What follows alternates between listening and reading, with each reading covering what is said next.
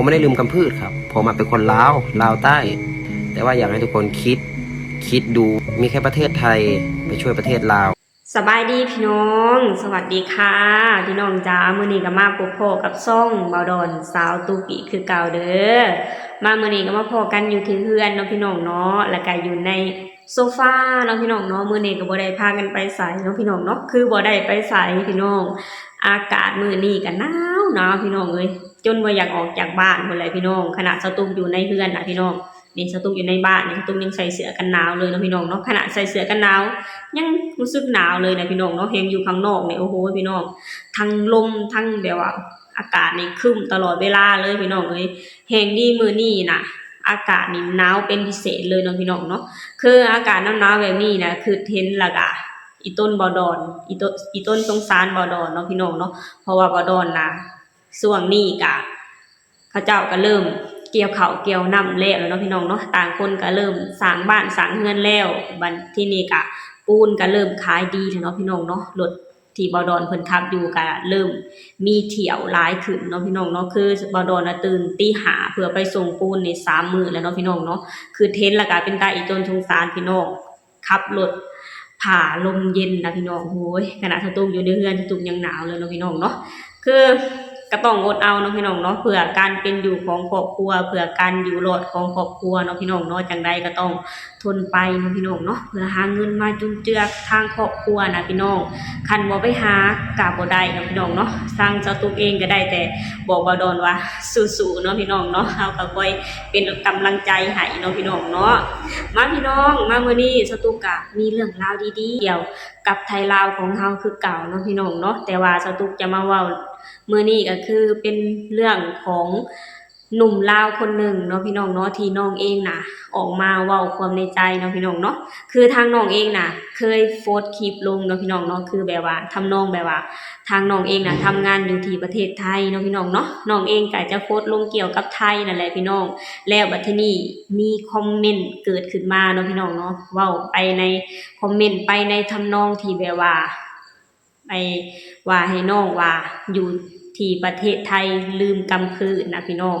ก็จะเป็นประมาณนี้เนาะพี่น้องเนาะแล้วบัดทีนี้พอทางน้องเห็นน้องก็เลยออกมาโพสต์คลิปลงต่อๆของเพิ่นน่ะก็คือแอมดำนั่นแหละพี่น้องเพิ่นก็มาโพสต์ลงไปทำนองแบบว่า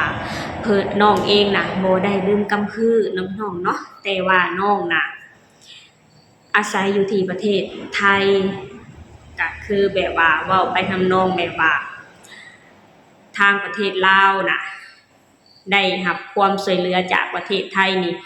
หลายๆอย่างเนาะพี่น้องเนาะถ้าหากว่าบ่ให้รับประเทศไทยน่ะจะให้รับประเทศใดเนาะพี่น้องเนาะมาพี่น้องเดี๋ยวเรามาชมคลิปนี้ไปนำกันเนาะพี่น้องเนาะผมไม่ได้ลืมกำพืชครับผมเป็นคนลาวใต้แต่ว่าอยากให้ทุกคนคิดดูมีแค่ประเทศไทยไปช่วยประเทศลาวแล้วก็มีคนคอมเมนต์มาบอกว่าผมเป็นคนลาวลืมกำพืชตัวเองมาอยู่ในประเทศไทยลืมกำพืชตัวเองผมไม่ได้ลืมกำพืชตัวเองครับเข้าใจนะว่าประเทศไหนที่ให้ความอบอุ่นกับประเทศเราประเทศไหนที่รักประเทศเราประเทศไหนที่ช่วยเหลือประเทศเราก็ต้องรักประเทศนั้นนี่พี่น้องน้องเองก็ได้ออกมาเว้าความในใจเนาะพี่น้องเนาะซึ่งความในใจนี้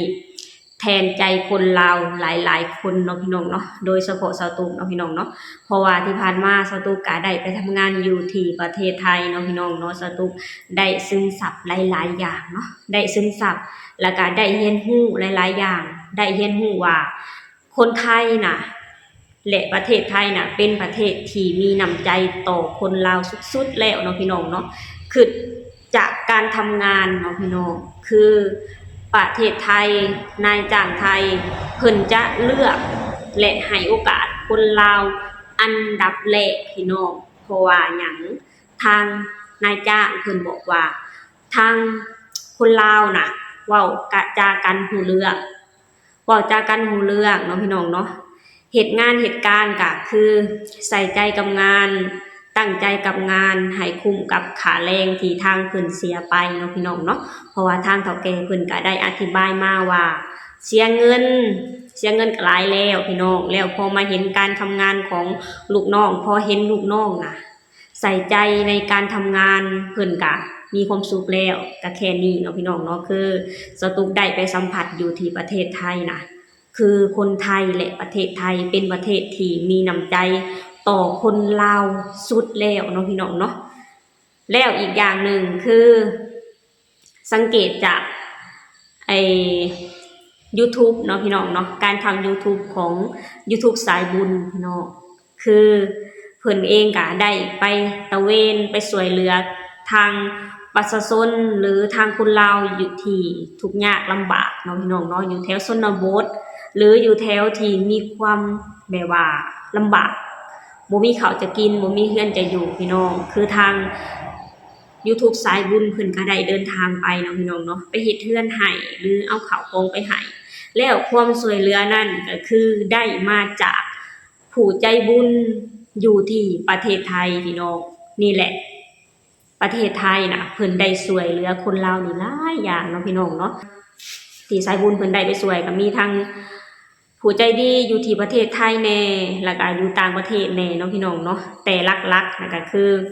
ทางประเทศไทยพี่น้องเพิ่นได้มาช่วยเหลือคนลาวเนาะพี่น้องเนาะแล้วก็คือที่น้องคนลาวที่น้องหนุ่มลาวคนนี้ได้เว้าออกมาเนาะพี่น้องเนาะว่าที่ผ่านมายามประเทศลาวน่ะเกิดความลำบากหรือเกิดสิ่งที่บ่ดีขึ้นมาพี่น้องประเทศแรกที่ยื่นมือเข้ามาช่วยประเทศลาวนั่นก็คือประเทศไทยเนาะพี่น้องเนาะนี่แหละพี่น้องย้อนเหตุผลนี้ล่ะพี่น้อง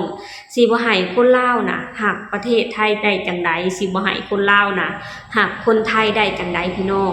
ประเทศใดที่ให้ความช่วยเหลือกับเฮาก็ต้องฮักเนาะพี่น้องเนาะเฮาก็ต้องฮักแล้วก็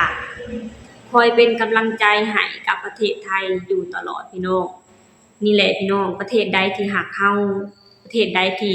คอยช่วยเหลือเฮานะพี่น้องเฮาก็ต้องฮักและฮู้บุญคุณของเพิ่นเนาะพี่น้องเนาะสตุกเองเป็นคนหนึ่งนะพี่น้องที่ฮักแล้วก็หวังดีกับประเทศไทยอยู่เสมอเนาะพี่น้องเนาะซึ่งสตุกเชื่อได้เลยว่าคนลาวหลายๆคนน่ะพี่น้องจะต้องฮักแล้วก็หวังดีกับประเทศไทยเนี่ย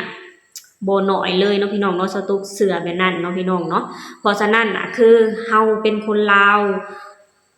ที่ผ่านมาเฮาได้รับความช่วยเหลือจากประเทศไทยนี่หลายอย่างเนาะพี่น้องเนาะเฮาก็ควรที่แบบว่าฮู้บุญคุณทางประเทศไทยเนาะพี่น้องเนาะซึ่งน้องได้ออกมาโพสต์หรือออกมาลงคลิปแบบนี้นะพี่น้องแทนใจลาวทุกคนเลยเนาะพี่น้องเนาะสตุกเชื่อว่าคนลาวหลายๆคนก็จะคิดแบบเดียวกันกับน้องและสตุกเนาะพี่น้องเนาะสตุกก็เป็นคนหนึ่งที่เห็นความคิดของน้องแล้วรู้สึกดีแล้วก็แทนใจคนลาวหลายๆคนเนาะพี่น้องเนาะเพราะว่าทางประเทศไทยเพิ่นได้ช่วยเหลือคนลาวนี่หลายๆอย่างนะพี่น้องสตุกเชื่อแบบนั้นสตุกเชื่อว่าทางคนลาวหลายๆคนก็จะคิดแบบเดียวกันเนาะพี่น้องเนาะเฮาฮักประเทศไทยพี่น้องแล้วก็สตุกก็อยากขอให้มิตรภาพดีๆแบบนี้น่ะอยู่ไปดนๆอยู่ไปนานๆเนาะพี่น้องเนาะตอนนี้ทางประเทศไทยตอนนี้ก็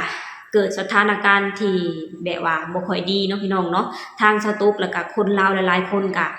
ขอเป็นกำลังใจให้ทางคนไทยและทางทหารไทยคือเก่าเนาะพี่น้องเนาะขอให้ทางทหารไทยและคนไทยสู้ๆเด้อพี่น้องทางคนลาวคอยเป็นกำลังใจให้อยู่ตลอดเวลาเนาะพี่น้องเนาะโอเคพี่น้องสำหรับคลิปนี้สตุกก็จะขอจบลงเท่านี้ก่อนเด้อฝากให้พี่น้องช่วยกดไลค์กดแชร์กดติดตามในช่องบ่าวดอนสาวตุกเนี่ยเด้อสบายดีสวัสดีค่ะ